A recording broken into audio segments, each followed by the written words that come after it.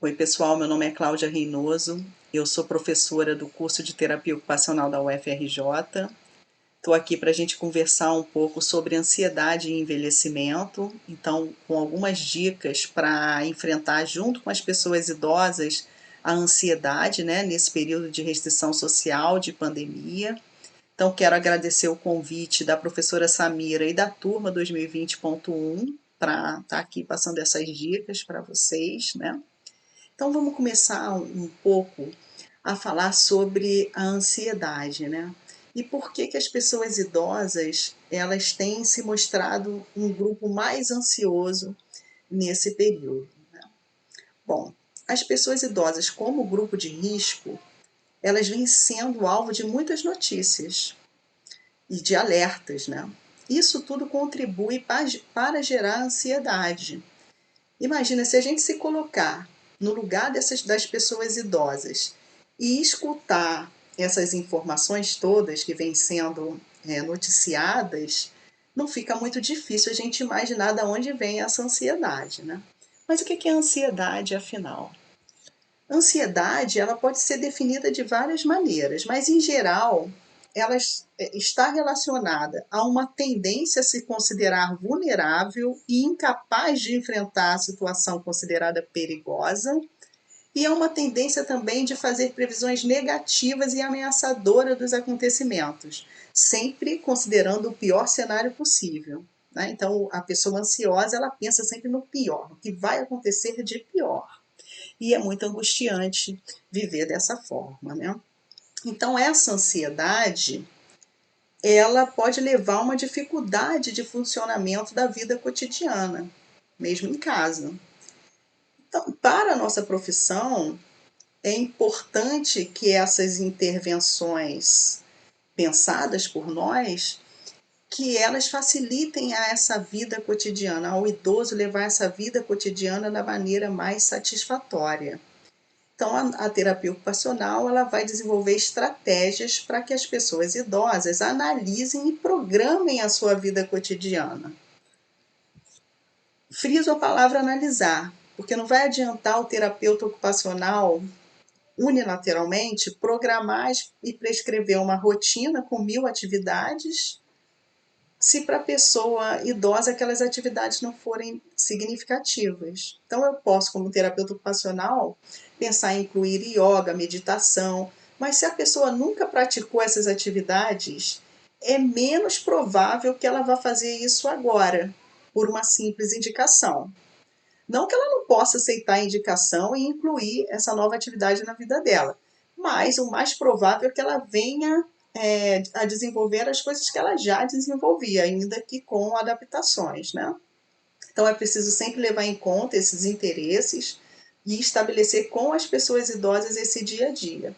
Então vou dar aqui algumas dicas gerais, né? Sobre essas atividades, como que a gente faz para melhorar aí esse dia a dia.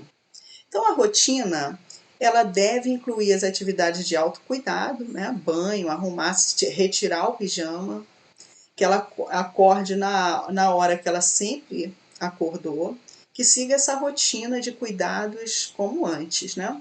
Cuidados com o lar também, então aquelas atividades de organização, de preparo de alimentos, só que agora a gente pode incentivar as receitas novas, né? Porque o tempo está maior.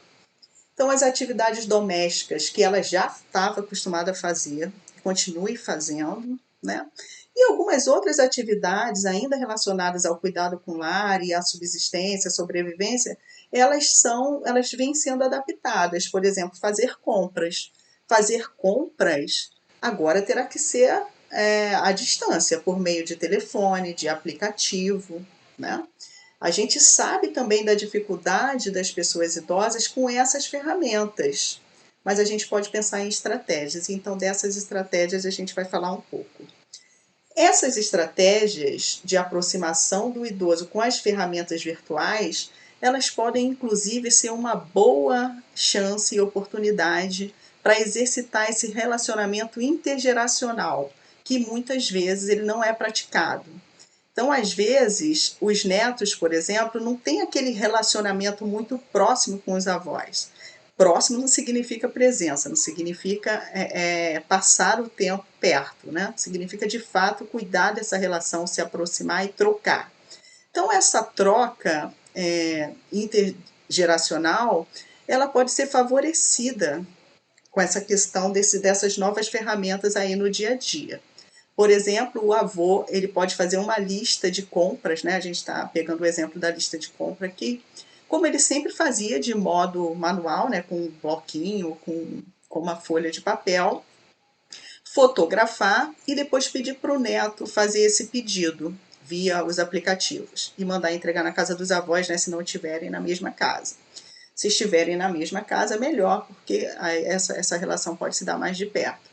Então, isso mesmo vale para as farmácias. Então, a gente tem que adaptar essas atividades ainda mais ligadas ao lar, né, e às compras.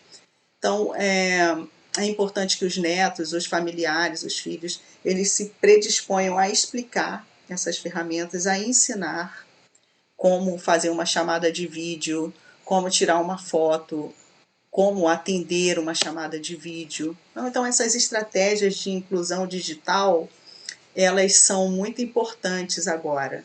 Elas são muito importantes de serem praticadas e ensinadas, né? Outra coisa que a gente pode dosar é a quantidade de informações que as pessoas idosas ficam expostas. Evitar que elas fiquem o dia inteiro assistindo as notícias sobre a pandemia.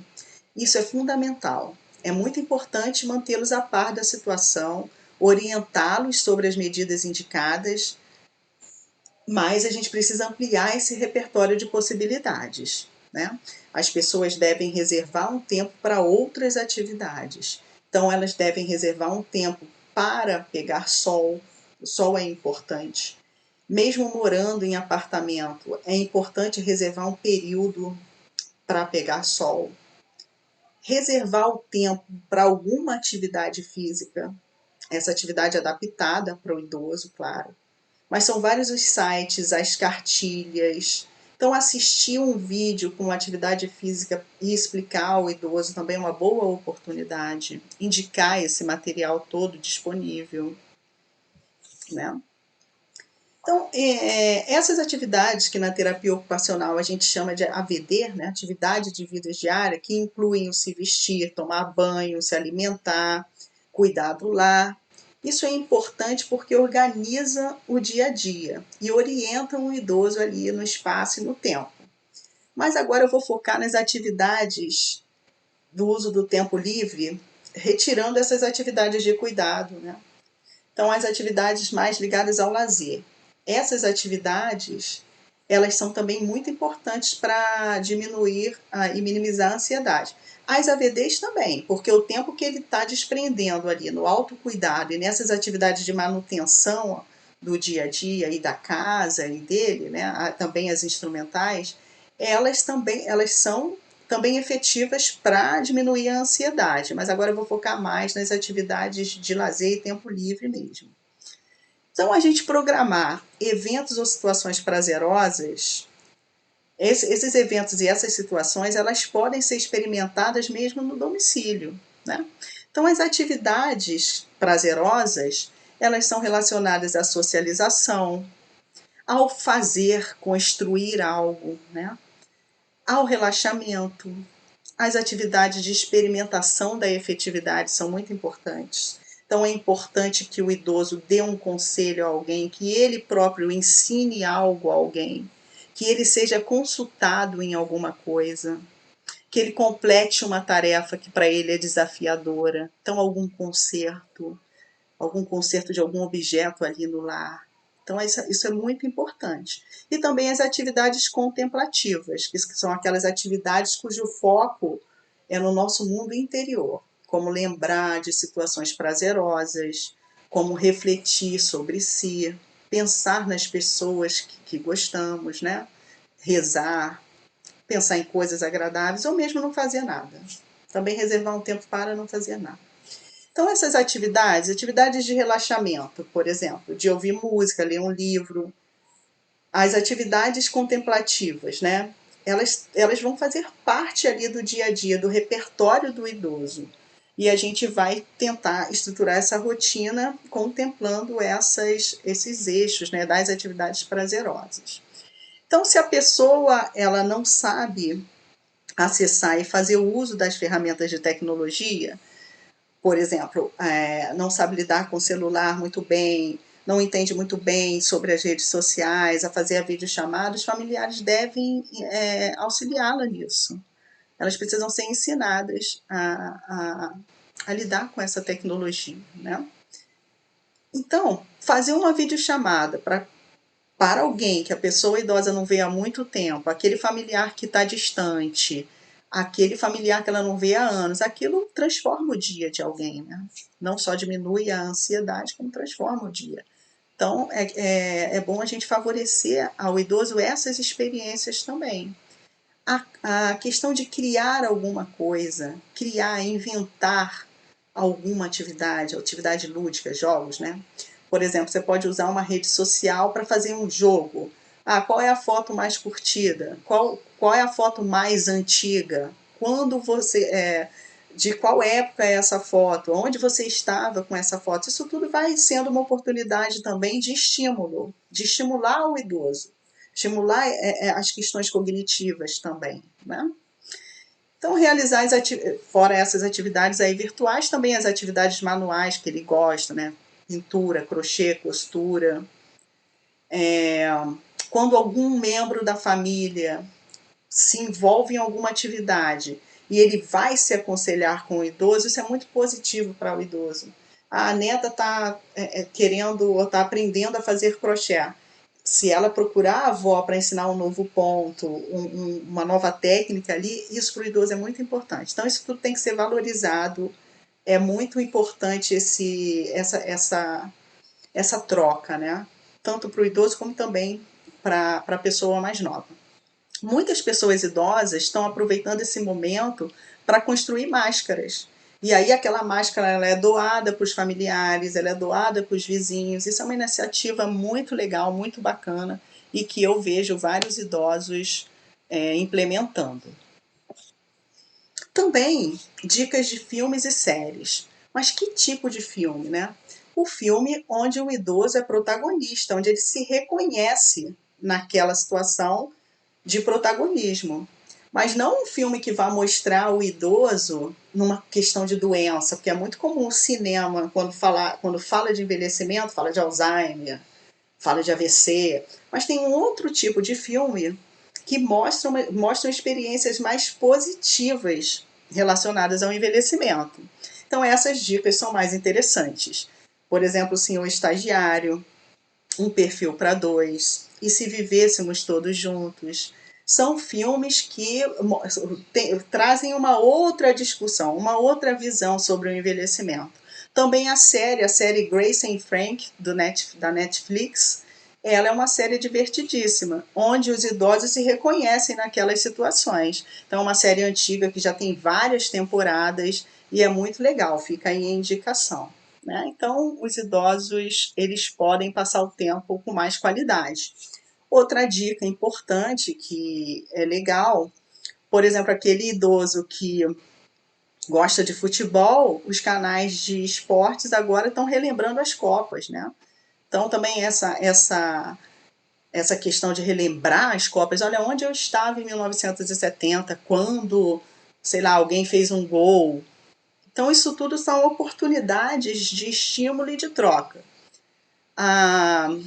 Tem um canal chamado A Voz da Razão, que são avós, né? 3 senhoras, A Voz da Razão. É um canal onde é muito divertido também, né? No YouTube, e elas também têm página nas redes sociais. Então, é bem importante que os idosos se reconheçam também nessas experiências, né? Essas experiências mais divertidas, com outro olhar sobre o envelhecimento. Livros para colorir, também aqueles das mandalas, das flores, né? Várias atividades de estimulação cognitiva são disponíveis na internet para impressão, que também é uma forma muito interessante e desafiadora, que vai contribuir com a rotina mais prazerosa do idoso, né? é bem importante também, que a gente não deixe de estimular. Uma coisa muito legal que também acontece virtualmente são as visitas, são os museus com visitas virtuais. Então é possível a gente acessar o acervo dos museus mais importantes do mundo e por meio virtual. Você entra no museu ali e vê aqueles espaços, também é muito importante. É uma forma muito interessante também de interação, de troca. Aqui eu destaco que a gente pode fazer esse repertório, né, essa oferta de atividades detalhadamente por dia de semana. Esse aqui é um exemplo onde não tem cores, mas eu poderia botar o que é atividade de autocuidado, de lazer, atividade contemplativa, né, repouso, com cores diferentes, e dali eu tenho um mapa do equilíbrio dessas atividades. Né? Então, uma forma de estruturar muito bem a rotina, com horários bem delimitados também. E que a gente oriente também, muito importante, que a gente oriente os nossos idosos se a questão das informações oficiais e confiáveis. Que eles não se orientem por notícias duvidosas, que eles não repassem tudo que recebem pelo WhatsApp, por exemplo. Então, que a gente sempre forneça a eles essas informações, esses sites oficiais e confiáveis, né? Essas fontes confiáveis de informação. Isso é muito importante, assim como a orientação de ficar em casa. Por mais difícil que esteja sendo, eles precisam seguir essa recomendação, né? Essa recomendação é muito importante. Então, essas foram as minhas dicas, né? Muito obrigada, eu gostaria de agradecer.